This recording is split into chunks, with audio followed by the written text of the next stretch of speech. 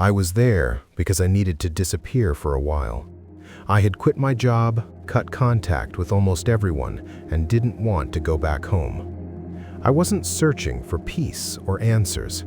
I just wanted a place where no one would ask me anything. I chose a mountainous, rarely visited area, far from tourists and rangers.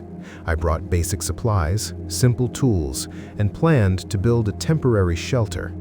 I intended to stay for weeks, maybe months, until my head settled. The first days were normal, cold, uncomfortable, but manageable. I improved the shelter, collected water from a nearby stream, and got used to the constant morning fog. What bothered me was the silence. I didn't hear large animals at all, which felt wrong, but I ignored it. Things changed when I tried to expand the shelter using a natural fissure in the rock a few meters uphill. It wasn't a proper cave, just a deep crack in the mountain. While moving stones inside, I felt vibrations under my feet, heavy, slow footsteps. I assumed it was a rock slide or a large animal and stepped outside. That's when I saw it. It stood between the trees, completely still, as if it had been watching me. Its color was a dull gray, with lighter, almost white patches like old fur. It was tall, but its body was wrong, elongated, with arms too long and a twisted posture. I froze. It moved first, advancing down the slope without hurry, as if it knew every step. When it reached me, it grabbed my arm and shoulder. It wasn't violent, just impossibly strong. I couldn't pull free. It dragged me into the fissure and deeper, into a cave I didn't know existed. Inside, the passage narrowed and became wet and low. I fell several times, scraping my hands and face. It didn't react. Eventually, it released me in a chamber with a low ceiling and damp ground littered with bones, hair, and remains I didn't want to identify. Then it left. For days, I was sure I would die. I had no tools, no food, no sense of direction. I screamed until my voice was gone. Sometimes I heard its footsteps returning from deeper inside. It never guarded me constantly, but it always knew when I moved. Every attempt to leave ended the same way.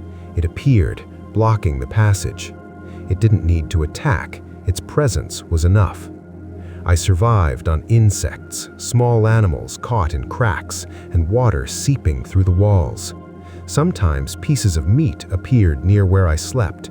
They weren't fresh, but hunger removes hesitation. Time blurred. Months passed, maybe more than a year. I grew thin and weak. Once, in desperation, I threw a stone at it. It didn't react, just watched me longer than usual. After that, no food appeared for days. The rescue wasn't something I caused. One day, I heard human voices, metal striking rock, flashlights sweeping the walls. When they found me, some froze at the sight of me. As they carried me out, wrapped in a blanket, I saw it again among the fog and trees. It didn't approach, it just watched. It never appeared again, but even now, when I close my eyes, I remember its silhouette, and I don't know what it wanted from me. I never will.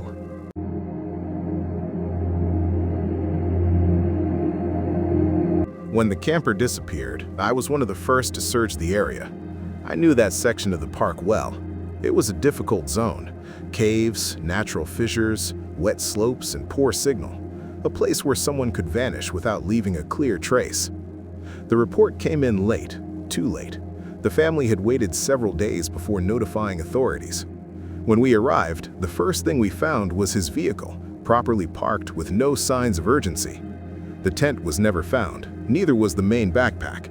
Only a few confusing marks near a stream, nothing that pointed in a clear direction. For weeks, we conducted regular searches. Grid walks, drones, dogs, nothing. No remains, no clothing, no clear footprints. The only strange thing was the absence of large animals in the area. For an active forest, it was too quiet. I noted it in my report, although I knew it wouldn't matter much. The case was closed like so many others. Disappearance without resolution. Over time, people stopped asking. The forest remained. Years later, a strong storm caused a partial landslide on a slope we already knew. A group of amateur spelunkers requested permission to inspect a newly exposed cave. I accompanied them as protocol. I wasn't expecting anything unusual. The cave was deeper than it appeared from the outside. The air was dense, and the ground was covered in old layers of soil, small bones, and organic remains. About 30 meters in, one of them shouted that he had found something. It was a human body. It wasn't complete, it was dry, shriveled, partially covered by sediment, but there was no doubt. Faded clothing, worn boots, remnants of gear that matched the description of the missing camper. What was strange wasn't that he died there, it was the exact place where he was found. He didn't seem to have arrived there alone. The body was positioned against the wall, not randomly discarded. Nearby were the remains of old fire pits, extinguished long ago. Not recent, but not prehistoric either. There were signs that someone or something had spent time there after his death.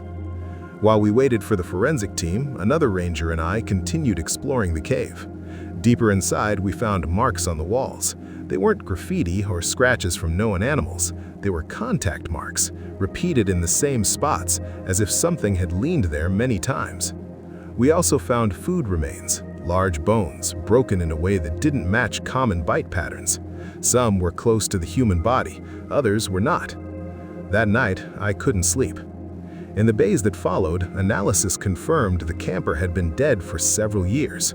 There were no clear signs of direct violence, nor signs that he had died immediately upon arriving. Everything suggested he had lived there for a time. How long couldn't be determined. What no one wanted to write in the report was the constant feeling that the cave wasn't empty when we found it. During the recovery of the body, several team members mentioned the same things: distant noises, footsteps that didn't match ours, a strange pressure in the air. Nothing concrete, nothing reportable, but enough to make everyone uneasy. I returned alone one last time, weeks later, to close off the area. The cave was the same, silent, but the place where the body had been no longer felt empty. There were new disturbances in the soil. No clear footprints, just displaced earth, as if something had been there after we left. I didn't go in again. The final report cited hypothermia, disorientation, and bad luck. The park reopened the area with restrictions. People kept hiking, camping, getting lost for hours, and returning without issue. But since then, when we receive reports from campers who say they feel watched in that section, no one laughs. I don't believe that person was alone in there. I don't believe he died immediately, and I don't believe that whatever shared that space with him for so long left when we removed him. I only believe it learned how to stay out of sight.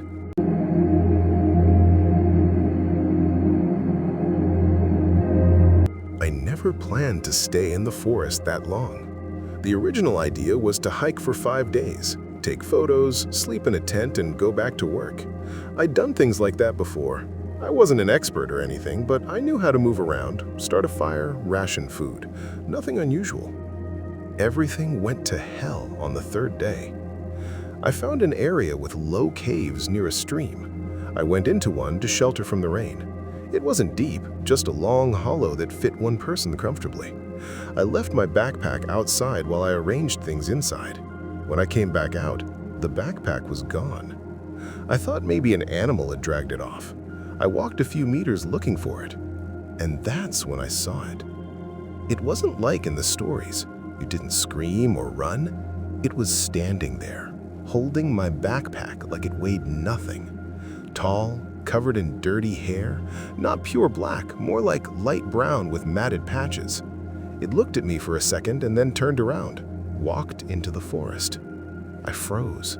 I didn't run, I didn't yell. I had no idea what to do. That night, I slept in the cave with no food, no flashlight, nothing. I thought at dawn I'd just walk downhill until I found people. That never happened. For the first few months, I lived nearby. The cave wasn't exactly where it was keeping me, but it was where it allowed me to stay. Every time I went too far, I'd hear heavy footsteps behind me. If I kept going, it would appear. It never touched me, but it would stand in front of me and block the way. I learned the boundary quickly. I ate whatever I could. Roots, berries I recognized, small fish from the stream. Sometimes I found half-eaten animal remains near the cave entrance. I don't know if it left them there or if they were just there.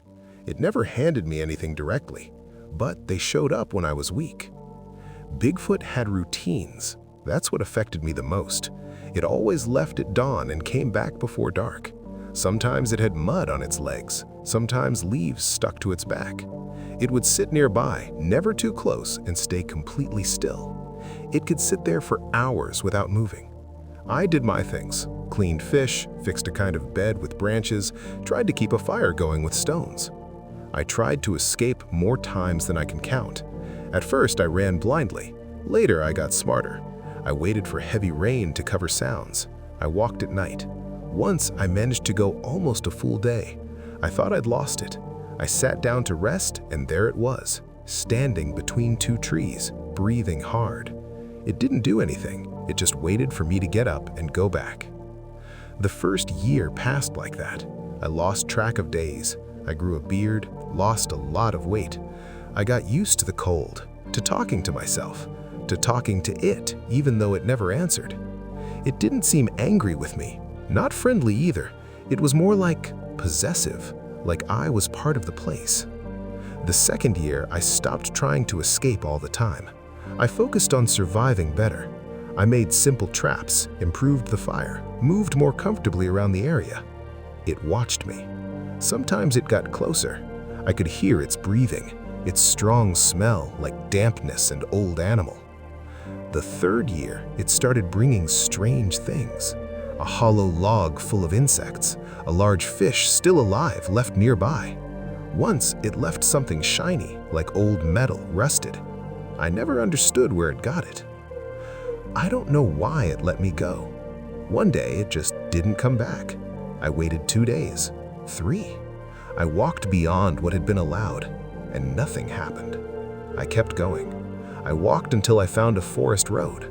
A guy in a truck found me. He said I looked like a corpse. I was never the same again. I don't talk about this with anyone. I only write it here because I know no one will fully believe me, but I know what I lived. I wasn't attacked. I wasn't hunted. I was kept. And sometimes, when I sleep badly, I dream that I wake up in the cave and that it still hasn't let me go.